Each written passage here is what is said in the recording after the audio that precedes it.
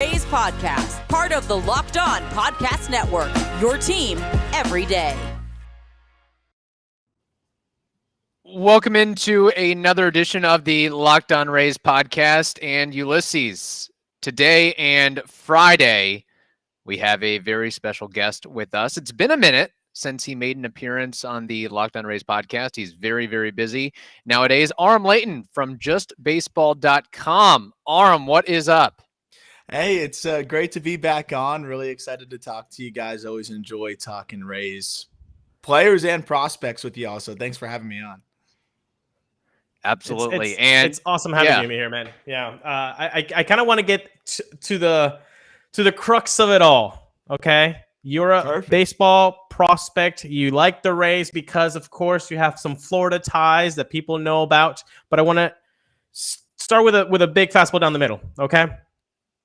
I'm going to give you 4 names, and you're going to tell me which of these 4 guys, ranking from 1 to 4, on how much WAR they're going to accumulate by the end of their careers. 1 being the most WAR, 4 being the least WAR. The names are Taylor Walls, Vidal Bruján, Josh Lowe, and Jonathan Aranda. And I want to start with this because these were 4 names that we saw on the show that kind of were underwhelming for Rays fans. So, in your opinion, can you rank these guys from 1 through 4? Wow, that is an awesome question. So I'm gonna break this down by I guess why I like each guy to start with. So Josh Lowe, I am still the biggest Josh Lowe believer. I really feel like it was a weird season for him all around, going up and down, and the Rays having some other options in the outfield. But if you look at what he did in the second half of the season, in terms of when he was even up at the big leagues down the stretch for the few games he was up there and then back in AAA, absolutely raked, struck out. But I think that's something that he's going to be able to balance as a center fielder or a plus defensive corner guy with his speed and everything. I think he accumulates the most WAR. So I'm going to put Lowe number 1. Number 2 is tough because a guy like Jonathan Aranda is never going to be in the best graces with WAR because it's all about the bat, but I really like the bat. So I'm going to put Aranda 2. Taylor Walls versus Bruján is really tough because Walls, while he didn't defend to the level that he usually does, and I think we can be accustomed to last year, it's going to be all about the glove for him. Bruján has a little bit more to dream on offensively, and I think can give you some defense if you put him in the right spots too. So I'm going to go Bruján 3 and Walls 4, but I think it's going to be a large gap between Josh Lowe, Aranda, and then the other 2. So, because I think Aranda and Lowe are going to be good big leaguers, and I think they're going to be good big leaguers this coming season. Interesting. I like that. Follow up to that. Josh Lowe, what do you project his career WAR to be when it's all said and done, 15, 20 years from now? Oh my gosh, man. This is good stuff. I love this. Oh God. It's tough because, a guy like Lowe is such a difficult profile, right? Like there's no in between. It's if he is what I think he can be and what I think he will be, he could accumulate, 20 something WAR in his career, right? But there's a chance that he can always struggle to hit enough and is more of a platoon guy and is closer to 8 WAR. So I do think though ultimately he's going to be a 16 to 20 WAR guy in his career. I think he's going to give several really good seasons. I think he's going to give you a lot of 2-3 win seasons, and I think he's going to hang around for a while. I just think his skill set, his power, the speed, the ability to make an impact on the bases is enough to accumulate in that territory. I'm going to say final answer 18 to 20. Gosh, Kevin, I mean, if this were to actually happen, that lefty bat with some pop that the Rays were unable to search for this whole hot stove, this would be the guy, to give you that pop from the left side. Yeah, that was kind of my follow-up question is, that there's been so much talk this offseason with the Rays of they swung and missed on getting that free agent or trade acquisition. Is it because is Josh Lowe ready to pop off? Is Jonathan Aranda ready to take that next step? Like, do you have kind of a projection in mind for what Josh Lowe could do in 2023? Is he ready to be that everyday player, or do you still think he needs some seasoning at the AAA level? Like, because that legitimately, the Rays are going out and they're extending Jeffrey Springs, Pete Fairbanks, and Yandy Diaz, and they signed Zach Eflin, and they've made all these moves, most of the moves on the pitching side of things, but they haven't really done anything to address the offensive side thus far. Yeah, it's interesting. The Rays are always, as you guys know, extremely difficult to peg in terms of how they're going to approach something. But, when I look at the outfield, and especially the acquisition of Jose Siri specifically, right? Siri's a guy that's a bit offensively limited, but has the ability to be one of the best defenders in the sport in center field.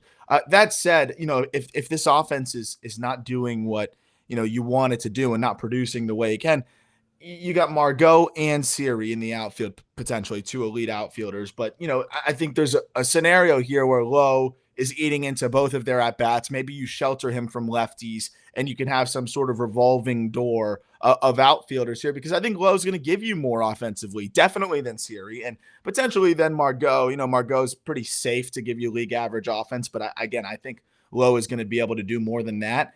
I envision some sort of role where, he is sharing, it's two spots for three guys, and they kind of figure out exactly how they want to split that up, because outside of a Rosarena, I don't know how many other outfielders, they really have to lean on there. And again, Siri's limitations offensively, it might be better served as a fourth outfielder that ends up playing more than the average fourth outfielder. So I would like to see Lowe playing, 4 or 5 days a week at the big league level. I think he's proven what he needs to prove at the AAA level. And at this point, it's just getting acclimated to big league pitching. And I thought he was doing that at the end of the year. You look at the way he finished the season with consecutive games with a hit, several games with multi-hits at that end of the big league stint, and then finished strong in AAA. I think this guy's going to really get comfortable if they give him enough time to get comfortable at the big league level next year. And again, you can shelter him from lefties a little bit. I know it's unfair, but there has to be a line where you kind of have to cut the cord. So if you had the power, Aram, like, where do you draw that? Where do you determine that line of plate appearances that would be considered enough to make a determination on whether this prospect, hey, he's got it or he doesn't have it? More so, he doesn't seem to have it. What would be that number of plate appearances for you? I know everything's in context and all that, but what would be that rough estimate for plate appearances?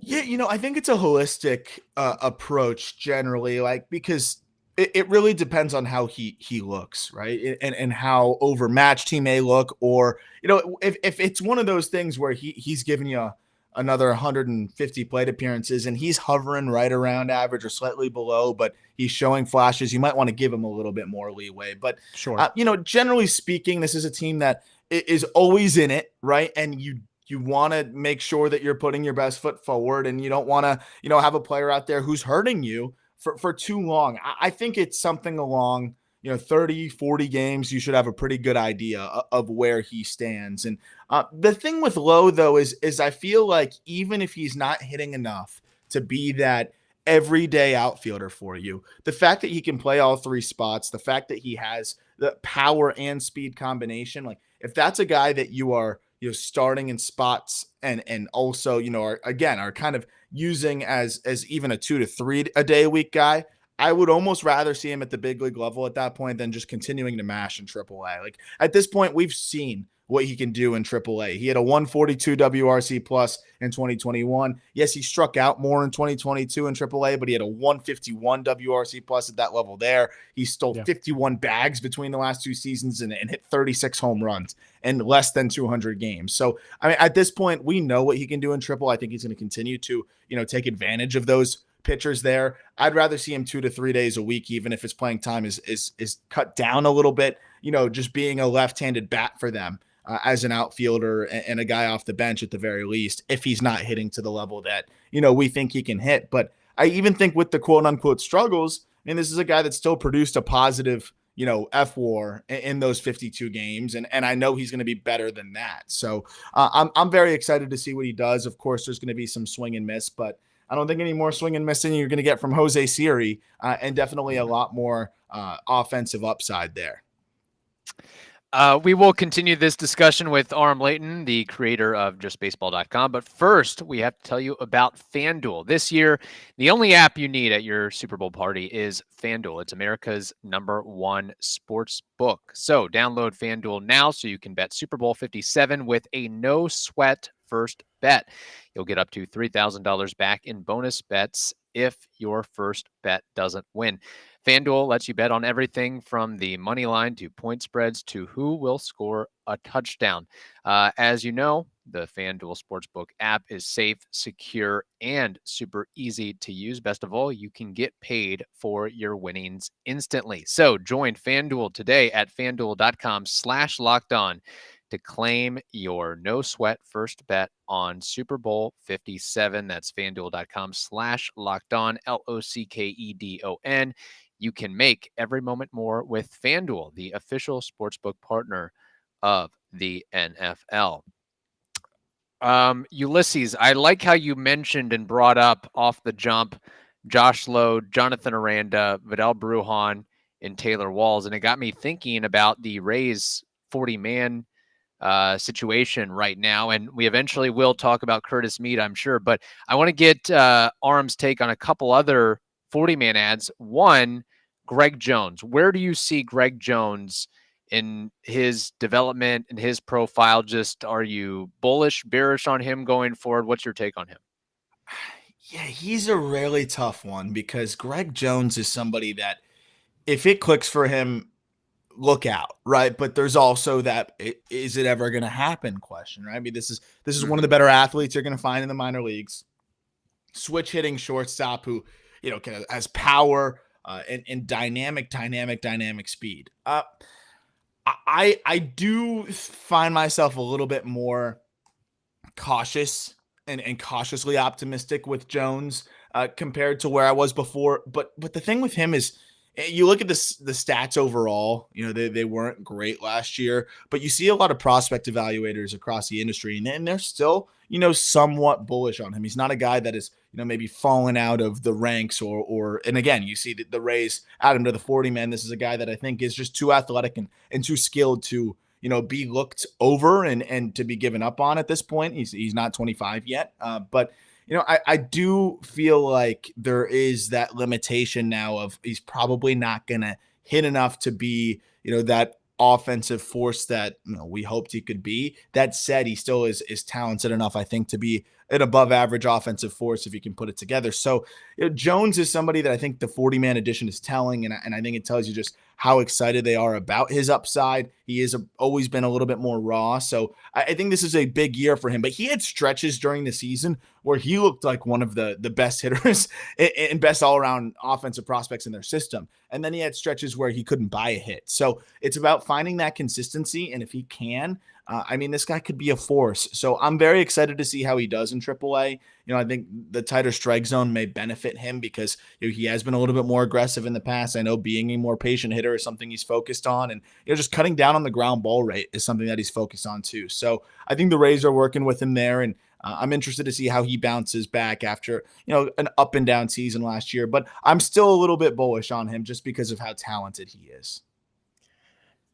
Is it fair to compare the path of Greg Jones to that of Vidal Bruján? I think so. I think Bruján was more advanced with the hit tool, so that was able to, kind of propel him a bit more. But I think Jones has a lot more upside, especially just with how much power he can hit for and just the impact with the stick. But I think it's pretty fair and pretty comparable. And there's that fear with Bruján too, though, even of just like, is he really going to hit enough to be able to, make the impact that you're hoping somebody with his skill set can. So I think they are pretty similar in that regard. I bring this because Bruján has been kind of underwhelming his production, to put it politely, on in the major league level. But again, just like we talked about earlier with the plate appearances, he has about 200. In my opinion, I don't think that's enough to judge a player yet, especially a young player that needs to provide a lot of offense when the half of the team is on the IL. And hey, here you go, kid, do something with it. I still feel like you need to give some time for Vidal to show up.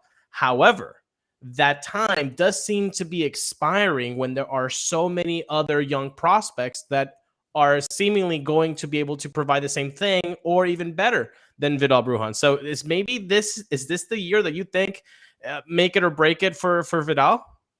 At least in Tampa, because I think all the things you just said, right? I mean, maybe there's another team that is rebuilding, or another team that it could be more patient with Vidal Bruján. But we got to be honest, right? His 52 game stretch was a lot worse than Josh Lowe's, right? This is a guy that you put up a 43 WRC plus. So I mean, that's really bad with the sample size we had here, and he wasn't really offering that much value with the glove, which is interesting because he is that super utility type that can play all over. But the defense, it wasn't bad, but it wasn't great at second base. It was kind of just fine. And if you're not going to hit, you're not really bringing much else to the table, and you can't steal first base. So I think Bruján's extremely talented. A lot of the batted ball data points towards him still having, a lot of a good chance to make an impact. And 85% zone contact, that's something to look at for a guy that struggled as much as he did last year, even swinging and missing more than he ever did. And it's a little bit surprising to see the contact rates being pretty decent. But it's, again, I think a little bit of an example of his approach and some swing adjustments that he might need to make. I think Bruján still is a great trade chip for the Rays. And I know it's a fraction of what he was once worth in terms of being a trade chip, but I think there's a lot of teams that could use somebody like Bruján to inject some life into their rebuilding infield and just let him run out there in a more low pressure environment and get ABs. But when you have some of the guys knocking on the door that we're going to talk about, and maybe they're not as athletic or not as dynamic speed wise or versatility wise, there's a certain point where the Rays, look, they've never been among, or haven't been in recent years, among the best offensive teams, where I think the Rays are going to see some offensive prospects coming up and say, hey, we might need to give up a little bit of that speed and positional versatility for guys that we know can hit, like a Curtis Mead, if we're micromanaging the roster spots, which the Rays perpetually have a 40-man inactive roster crunch because of how deep they always are. The other guy that I wanted to get your take on, and maybe a little bit of a surprise, or not many people knew about him before he was added to the 40-man, Ulises Basabe, who I know Ulises gives the Venezuelan bump to. But just what's your take on his profile and what he may bring to the table? Could that be a situation where the Rays trade Vidal Bruján and some of these other percolating players to eventually provide a spot for this kid? Yeah, so Basabe is somebody that I think is going to be a breath of fresh air for Rays fans. And I say that because, I know there's a frustration among the fan base in regards to the lack of translation with a lot of these high-level prospects to production at the big league level. And it's because a lot of them have a similar profile, right? Greg Jones, Josh Lowe, even Bruján, even though his hit tool is a little bit ahead. It's a lot of guys that are toolsy, and the hit tool is like the one if in the equation here. That's always a big if. With somebody like Basabe, he can play all over. I don't know if he's an everyday shortstop, but he can hold it down when you need him to. But he's not going to offer much power. And that's the thing with him. He's not really going to hit for more than a handful of home runs at most.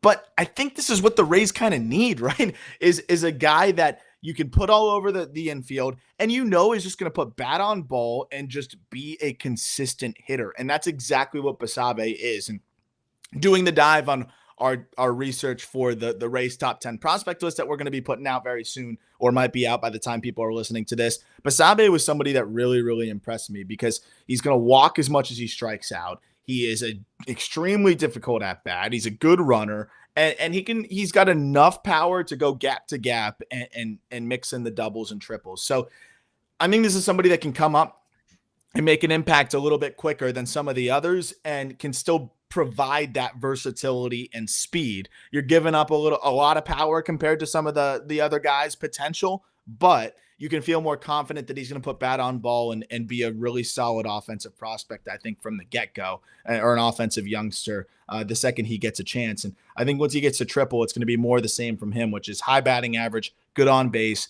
no strikeouts, and versatility, which is something the Rays could really use because, I think Taylor Walls just couldn't quite offer that last year with his offensive limitations. And, Basabe might not be quite the defender, but he is still a pretty darn good one.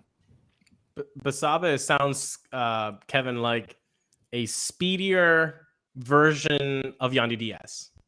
Just a guy that's a little bit more athletic, will provide the lack of strikeouts and the high on base percentage, that's Yandy Diaz right there. But the fact that you're adding that component of the speed would really just give you more a dynamic lineup, Yep. Aram, Ulises, we haven't even talked about, we've made it 21 minutes almost, and we haven't even really mentioned Kyle Manzardo or Mason Auer, who we had on the show a week ago. We haven't really dovetailed into Taj Bradley and Curtis Mead. We will do that on Friday's episode, but I'm going to bob and weave a little bit. I know, Aram, you cover all things baseball. It's not just prospects. It's everything, just baseball.com. Come on. It says it in the name there.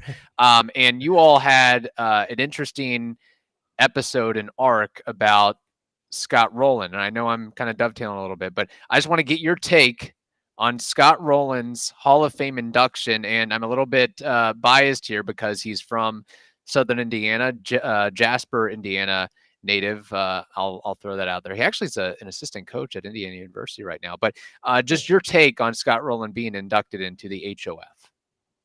I'm so happy that Scott Rowland got in. This is a guy that I grew up, of course, idolizing as a third baseman who always wanted to be the defensive third baseman when I was playing in Little League and high school and everything. And Rowland was that first defensive third baseman that I really latched onto.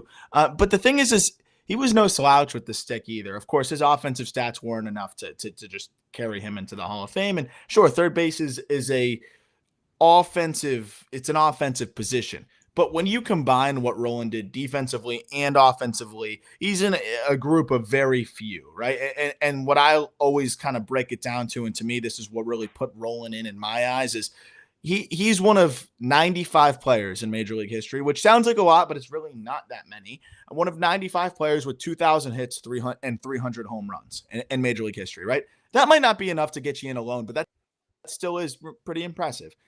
Of those 95 players who have hit 2,000 base hits and 300 runs, only 6 have accumulated a defensive WAR of 20 or above in their career. That group: Cal Ripken, Adrian Beltre, Gary Carter, Pudge Rodriguez, Craig Nettles, and now, of course, Scott Rowland. So we're talking about Hall of Fame, Hall of Fame, Hall of Fame, Hall of Fame, not a Hall of Famer, and then Scott Rowland, who's now a Hall of Famer. So yeah, I think it's you put him in that group, it's just about everybody there is a Hall of Famer besides Nettles. And I think that says a lot. And then what puts him over the top for me is a guy that played the game right, that everybody loves, that went about his business the right way. It wasn't like he's a first ballot Hall of Famer. He had to sweat it out. But this is a guy I think that deserves it. And I'm really excited for him to be in Cooperstown. And I'm glad baseball added him in there. It's 2 guys that I think really should have been in. McGriff a long time before.